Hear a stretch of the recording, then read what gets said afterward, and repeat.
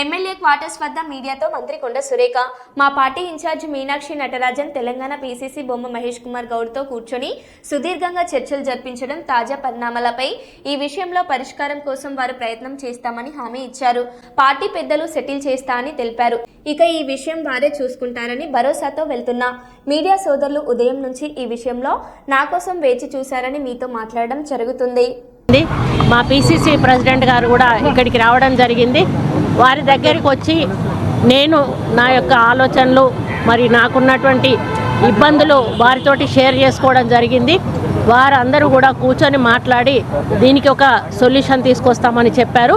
అది వాళ్ళకు వదిలేసి నేను వాళ్ళకి చెప్పాల్సింది చెప్పి వాళ్ళకే అప్పచెప్పి ఈరోజు ఏది నిర్ణయం తీసుకున్నా కూడా వాళ్ళు ఇచ్చిన ఆదేశాల మేరకు నేను ముందుకు పోతానని తెలియజేస్తాను. అదే చెప్పారు, వాళ్ళకు వదిలేశాను, వాళ్ళు మేము చూసుకుంటాము, మేము చూసుకొని మేము కోఆర్డినేట్ చేస్తామని చెప్పారు.